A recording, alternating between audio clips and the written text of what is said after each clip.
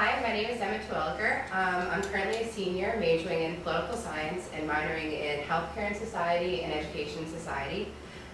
This summer I got the pleasure of working with Dr. Urkelwater as I did an internship at a nonprofit in downtown Richmond, Voices for Virginia's Children, thanks to the generosity of the Burns family. So first, I'll explain what Voices does.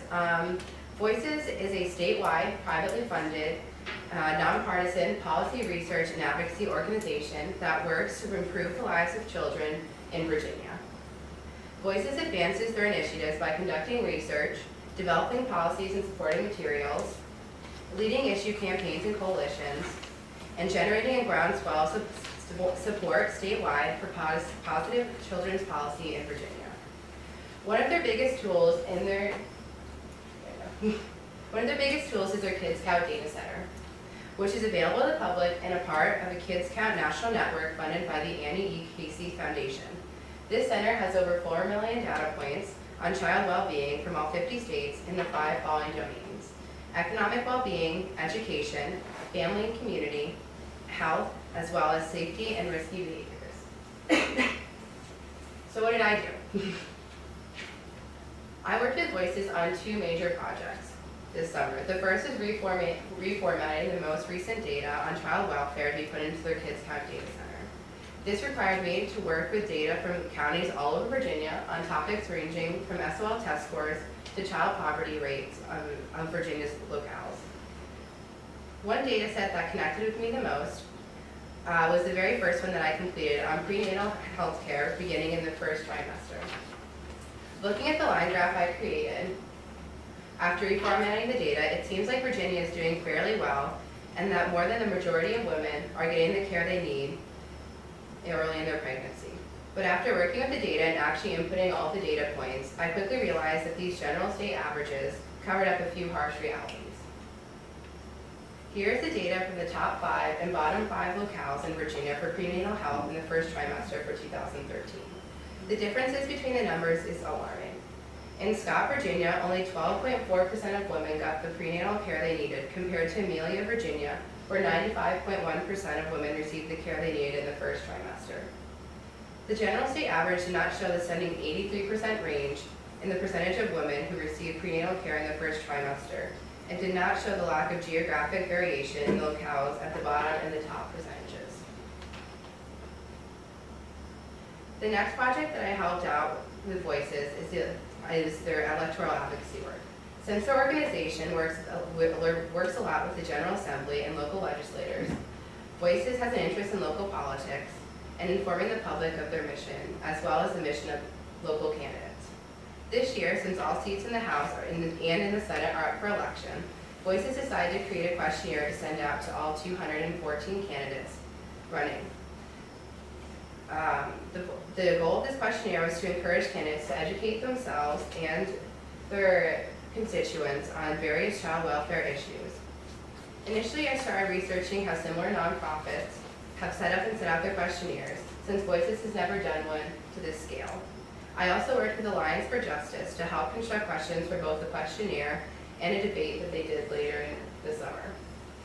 I helped format the questionnaire and how to post questionnaire responses in order to make sure that Voices was able to maintain their 501c3 status.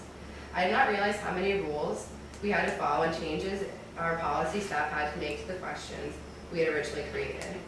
The questions we created were on topics ranging from the rates of child poverty in Virginia to creating more early child education opportunities in Virginia and the current state of foster care in Virginia.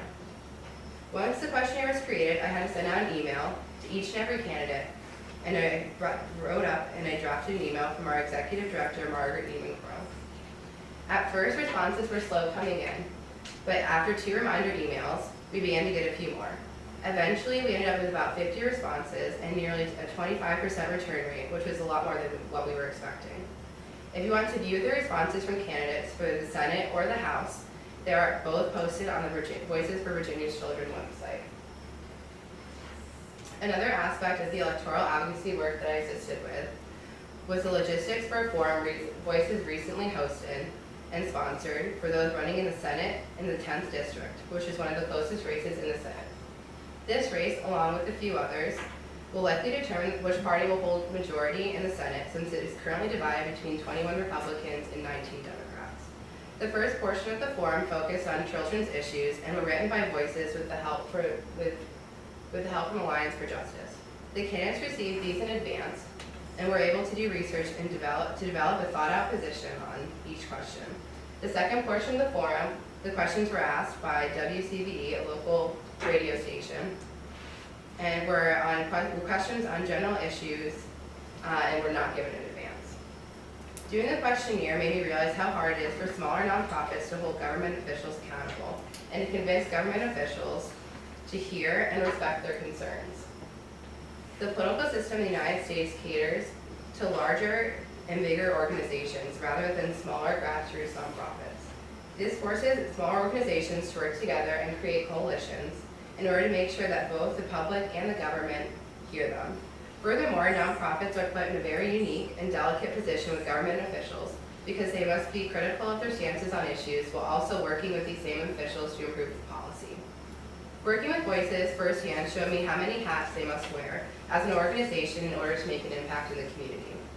Balancing raising money, educating the public and government on important issues, and creating and fostering essential relationships with the media, government, and major members of the public requires an organization and its staff to be extremely versatile. Throughout my time at the University of Richmond, I have found myself continuously drawn to research focused on the impact of geography and socioeconomic status has on education.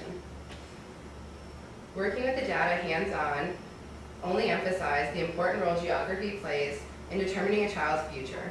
For example, Southern Virginia consistently ranked lower than any other region in access to health care, median income, and SOL test scores. Seeing these dramatic variations again reminded me just how much your geography determines your quality of life, and of a quote I read in high school by Patrick J. Finn. I'd like to hope that a child's expectations are not determined on the day he or she enters kindergarten, but it would be foolish to entertain such a hope unless there are some drastic changes. Overall, I really enjoyed my time at Voices, and I feel so lucky to have been able to experience such an amazing staff that is so dedicated to making a difference in child welfare in Virginia. I'm happy that I was able to experience different aspects of their organization, from data and fundraising to policy and electoral advocacy. Doing this internship made me realize how much I enjoy working in a nonprofit that works at a policy level with government officials. I've also gained a new appreciation for the work that nonprofits across the country do and the difficulties many individuals across our state are facing. Thank you.